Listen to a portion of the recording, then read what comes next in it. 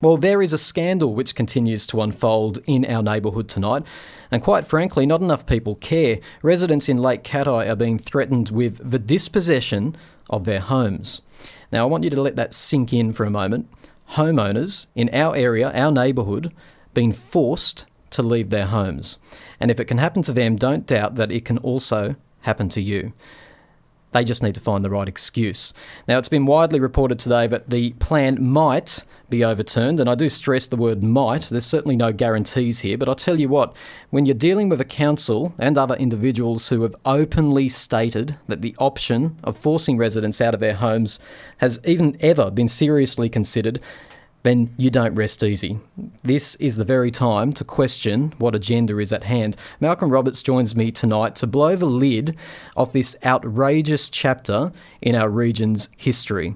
There's no beating around the bush here. Malcolm squarely implicates Port Macquarie Hastings Council and Robert Oakeshott as being implicit in bringing about this absolutely absurd situation and indeed failing to protect the rights of their constituents. And it's all under the guise of, that's right, you guessed it, global warming. Now, Malcolm, you're not even from our region, but you have been shocked by the injustice of this situation in Lake Cathie. Before we start unpacking the many layers of this scandal, and I'm not overshooting it here, people who listen to this show know I don't over-dramatise things. This is a scandal, though. In its simplest of terms, tell us what's happening down there in Lake Cathie. Thank you, Tim, and good evening. I learned about this from the front page of the Weekend Australian on last Saturday, and what the Weekend Australian reported was that some residents in Illaroo Street, or Illaroo Road, and Lake Cathie on the coast have been told that they will be forcibly removed from their properties due to council. And the council says, according to the newspaper report, that it is basing its need to make the eviction on the IPCC report. That's the Intergovernmental Panel on Climate Change. It's the UN body that has been proven to be misrepresenting the science completely and distorting. I would accuse it of being fraudulent. And that is supposedly the basis, according to the ALP and the Greens, of their climate policies. And there is no need whatsoever for any attempt to mitigate or change the impacts of so-called global warming, because we are not warming the planet. And so Lake Cathie are caught up in a mess which is based on fraudulent science. And we're going to talk about that. Now, this is nothing short of a scandal. Not so long ago, these affected residents were told that they'd have no option but to leave. And even if, and I do say if, even if this stupid proposal is hit on the head, as has been reported today, it's my understanding the residents still have many restrictions on their homes in terms of making changes or renovating. Therefore, their property values have plummeted because of that fact alone. They're telling us this is all about climate change, all about erosion, but this is scaremongering at its absolute very worst, isn't it, Malcolm? You know about this. Tell us about the science, or the so-called science, that our council is using as a weapon against its very own residents. Yes, I'll be happy to use that to discuss that, Tim. The first, though, I recognise from the Weekend Australian's report last Saturday that one of your residents, I think one of the older residents, said that we've seen coastal erosion and the coast taken away, then the coast reclaimed, the coast taken away, the coast reclaimed. We see that on the Gold Coast all the time. We've seen that in the Tweed Coast, quite often. It's part of nature's cycles, according to that man. So there are two issues. One, are sea levels rising? And two, is it erosion even if the sea levels aren't rising? So the second question on erosion, I'm not qualified to talk about that. The first one, though, on sea levels, are they rising? They are not rising any more than they have been for the last 100 years. In fact, Tim, the Department of Maritime Safety in Queensland, the state government department, on its website states that the sea levels on average have risen each year for the last 15 to 19 years, 0.3 millimetres around Australia every year. So if we extrapolate that, then we get 3 centimetres in 100 years. That's just over an inch. Now, that's nothing unusual. These homes are 7 metres above sea level. Right. Now, the second point I'd make on the science is that the IPCC itself, in 1990 report, forecast that in 100 years' time, the sea levels would be 3.69, I think, metres above where they are now. Then in 1995, just 5 years later, it came down to 1 point something metres. I can't remember the exact number. Then just 6 years later, in 2001, it forecast around about 77 centimetres, less than a metre. That's 3/4 of a metre. And then in its latest report, it was fiddling around between 43 centimetres, under half a metre, to 59 centimetres, just over half a metre.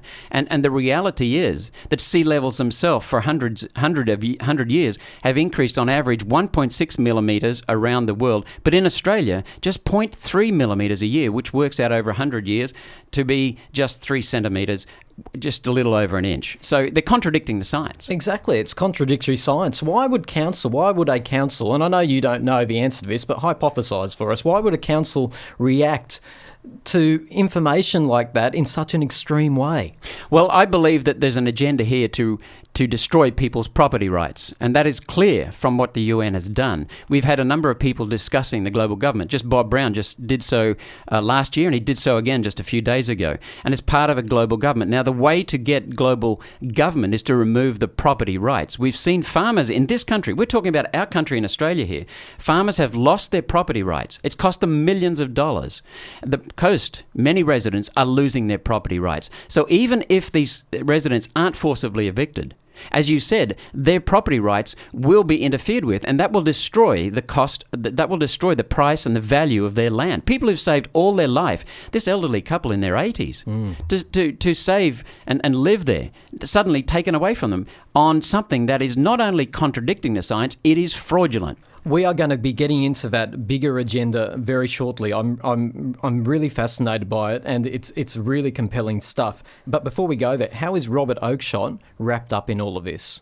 Well, Robert Oakeshott was advised by me through registered mail, registered post, and through faxes and through emails that the Multi-Party Climate Change Committee, which is the committee that supposedly recommended to federal parliament the need for a carbon dioxide tax, a tax on carbon dioxide, he was told by me and separately and independently by a gentleman in Canberra that the Multi-Party Climate Change Committee was misled, apparently, by its sole expert advisor on the climate science. It has 4 expert advisors. One of them is on the climate science, and that's Professor Will Steffen. We told Rob Oakeshott that, independently and separately. And Rob Oakeshott knows. If he doesn't know, then he's either being dishonest or he's completely incompetent, because we have given him the evidence that shows the IPCC is completely misrepresenting the science. A major international scientific body, the Inter-Academy Council, the peak body for science around the world, has completely smashed the processes and procedures used by the IPCC. It doesn't stand on anything. As a result of the body of that report, Tim, there is not one statement in the IPCC's reports that can be trusted. Not one. And I've got evidence that shows it completely misrepresents the science. So there's no doubt, in your opinion, that Port Macquarie Hastings Council and Rob Oakeshott are corrupt in the sense, let's define what we mean by corrupt. Corrupt in the sense that they have failed to protect the rights of their constituents. Yes, corrupt to me means that you cannot rely upon the integrity of their statements. And we cannot rely upon their integrity of their statements. This has got nothing to do with sea level. I drove around Lake Cathie today while I was there. Now, they say, according to the newspaper report, that the Illaroo Street is 7 metres above sea level. Well, I drove around the corner and heading back towards the main Creek Bridge and the shops there, the older shopping centre, they must be 2 or 3 metres above sea level. And then when you drive to the new estate and those acreage estates and some of the lovely homes on the back of the long north-south lake, I drove along Fisherman's Avenue in that estate, and I came to the end, parked the car, jumped out and walked just 20 metres, and there was the lake. And these houses are 1 to 2 metres above sea level. So if it's a sea level problem, which is what the IPCC is talking about, then the council has been negligent, surely, for approving those houses in that other area, because I'm told they're already flooding, and that's just due to floods, and they have to clean out the creek. Now, if we get sea level at anything like what the IPCC has promoted in the last few years, then those houses are gone. But council has known about this policy for many years, surely, and they have approved those new houses, and yet now they're not doing anything there apparently, but across just a few blocks away, they're basically saying, we're taking you people out and we're going to destroy your property values. Yeah, they're worried about the ones 7 metres above the sea level, not the ones that are, right down there on the sea level. Yeah. You've got to question the agenda there. Now, look, the bigger picture. Lake Cathie if I'm not mistaken, you're suggesting Lake Cathie is really just collateral damage in a much bigger game, isn't it? In terms of global warming, it's a tool, it's an instrument used to create fear and to give councils or governments leverage to seize a greater slice of control. Tell us exactly what Lake Cathie has been caught up in here. The agenda for global warming has been pushed by the United Nations Environmental Programme since 1972, and it has contradicted the science and misrepresented the science since that time. And the very first UNEP, United Nations Environmental Programme Secretary General, is a Canadian, very wealthy Canadian by the name of Maurice Strong. Now, as a result, and he has said a number of times that we need to destroy Western industry. We need to destroy Western industry. And he has also said that we need a world socialist government. So that is a control government. And the agenda is control. Kevin Rudd, as Prime Minister, went off to the Copenhagen conference. And you may remember that he didn't even discuss the Copenhagen draft treaty in Parliament, apparently. No one knew much about it. But it was revealed by Viscount Monkton that the Copenhagen Treaty really contains clauses that cede national sovereignty to a global government. It actually enables the UN to take over some national finances. It enables the smashing of property rights, which are fundamental to freedom. It enables the control by the UN and through some of the treaties. We have over 7,000 treaties through the UN. Did you know that? 7,000 treaties. It enables control of national resources by some bureaucrats in Geneva or Washington or New York, and it also enables them to control energy policy. No longer a choice as to what sort of transport or what sort of energy you use in your house. It'll be dictated to you. The price will be dictated to you as in a completely socialist environment. So do you think it's fair to say that Lake Cathie is almost a test case for this agenda to remove property rights, amongst other things? It's not a test case. They will track them, use various methods around the country as they are doing overseas. It's not so much a test case. They are doing this. They've made that very clear. But they are using different methods in different areas. And we'll see more of this come out of the Rio conference, I believe, in 2012, just 3 months away in mid-June. So let's pause very briefly. Who are you, Malcolm, to talk about this? Tell us a little bit about your background and your interest in this. Well, I graduated from university with a mining engineering degree, the same as Greg Combet, the climate change minister. And when you are a mining engineer, mining engineers are responsible for the ventilation of underground coal mines, amongst other things. That means we have an understanding of the atmospheric gases. So I understood about carbon dioxide. I realized it couldn't do what they're claiming. It's physically impossible. And then I started to research the climate because I started to get very anxious about what was happening. So I started to research it, and I found out, Tim, that the science completely contradicts the real world science, the empirical science, which is the basis of all science. It completely contradicts what we've been told by the UN, IPCC, and by the federal government and by the Greens. And that brings us to, you have 4 intriguing questions too, 4 simple questions that you believe underpin all of this. Tell us about those. Fundamental question. Yeah. And all 4 need to be answered yes for us to even think about doing anything about it. Are global atmospheric temperatures rising unusually either in rate or amount? And the answer to that is no. We have no hot spots in the environment, in the atmosphere, and not only that, temperatures are now below what they were in 1998, and we've had recent cold winters in Europe. Not only that, the temperature is far lower than 1998. They've been relatively flat, possibly even going down in the last few years. Now that's the first. So we don't need to do anything. The answer to that is no. End of story. But let's just put that aside for a minute. And then the next question is, if temperatures are rising, they're not, but if temperatures are rising in the atmosphere, is it being driven by rising carbon dioxide levels? And the answer is, even using the IPCC's own data that it relies upon, temperature drives carbon dioxide levels. Carbon dioxide does not determine temperature. Temperature determines carbon dioxide. That is obvious from the variation patterns in the data that the IPCC uses on carbon dioxide. It's also obvious from the temperature data, from the temperature and carbon dioxide analysis through the ice core data. Temperatures drive carbon dioxide. The carbon dioxide levels we see in the overall trend are due to what was happening 800 to 1,000 years ago, which is the medieval warming period, which was far warmer than now.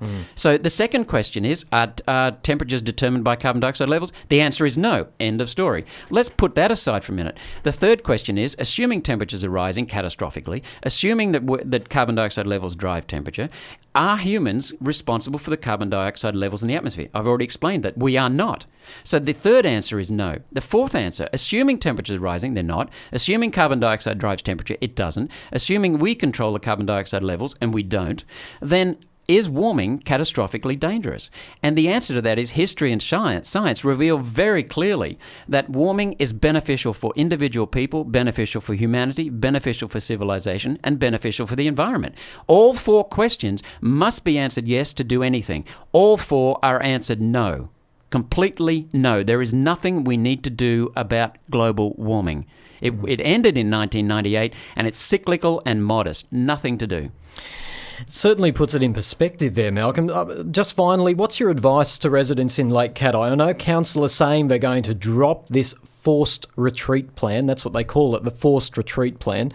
As I said at the top, I don't believe that we can trust a council that's even considered the options that have been discussed recently. What's your advice to the residents in Lake Cathie? In immediate terms, get hold of some good coastal engineers, and I've passed on the names and the contact details of Angus Gordon for that. Angus Gordon has worked for the Department of Public Works for over 20 years. He's published more than 50 papers internationally on this topic, and he's also been the general manager of the Pittwater Council. So he's been right on the coast. He was also a believer in this global warming scam until he just assumed it was true because of the stuff we've been fed. But then he started to investigate by himself, and he realised it's a scam. And so I would recommend that they get hold of Angus because he knows what's going on, and he also understands the coastal management. So he can also help them with erosion, quite likely. So if it's an erosion problem, they can get onto that.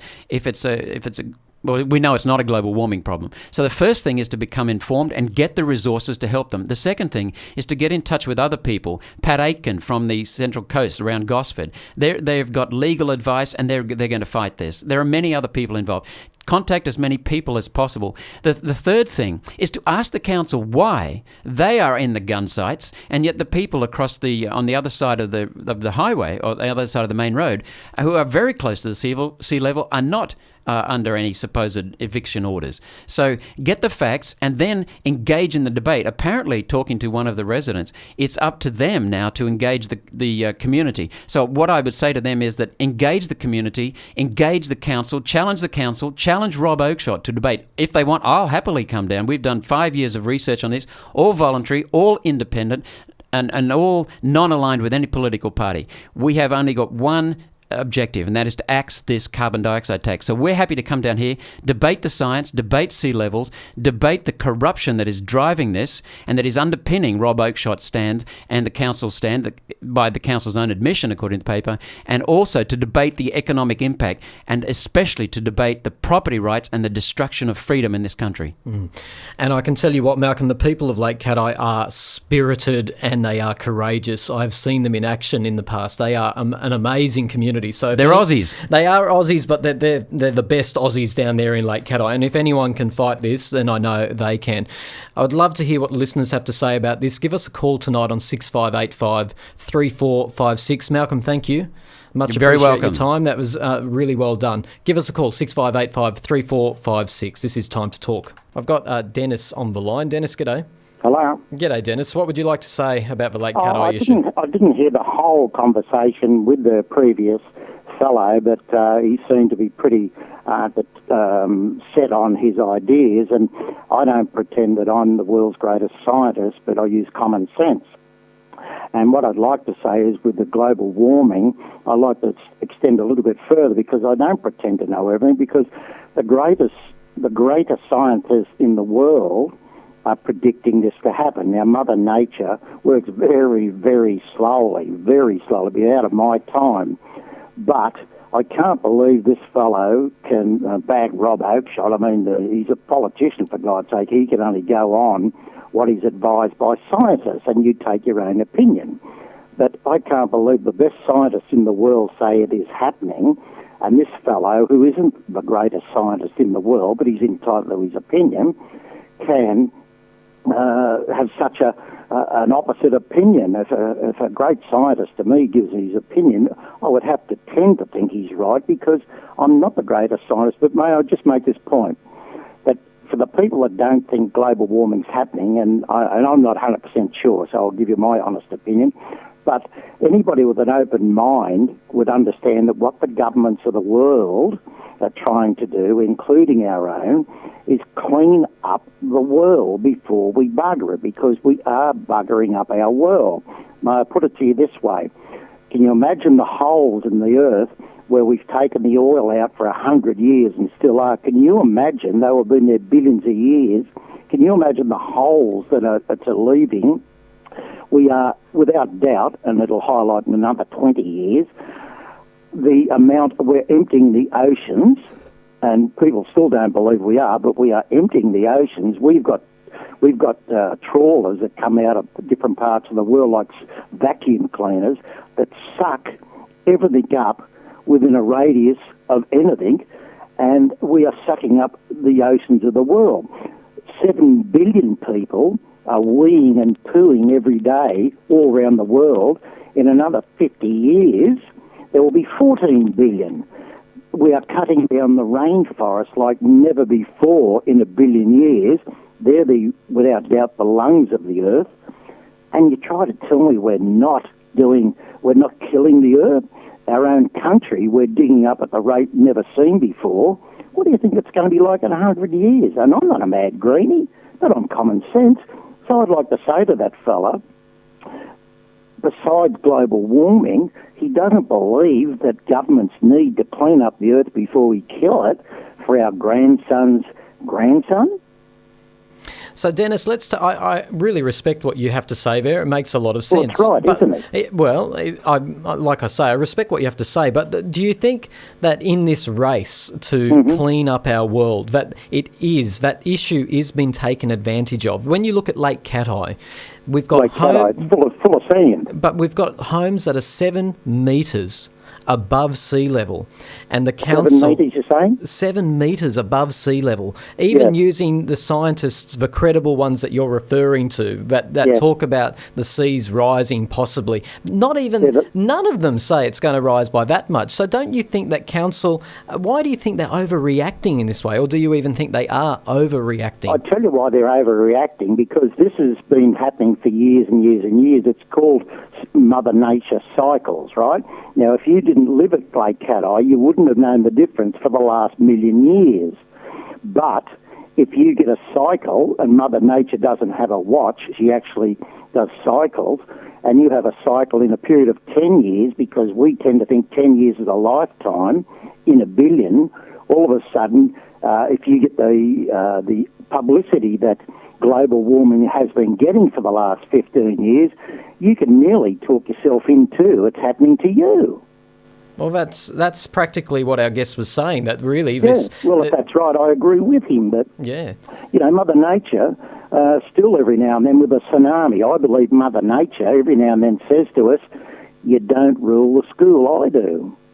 All right, Dennis, thanks very much for that. I appreciate it. I think you've got a really good show. I thoroughly enjoy your station. Oh, good on you, mate. Thank you. Keep listening tonight. There's a lot more coming up. That was Dennis. You can give us a call too on 6585 3456 is the telephone number.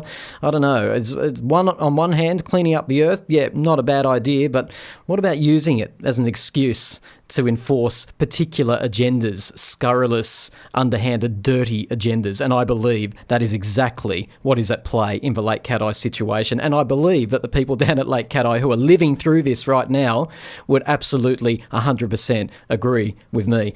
Give me a call, 6585 3456. You're listening to Time to Talk.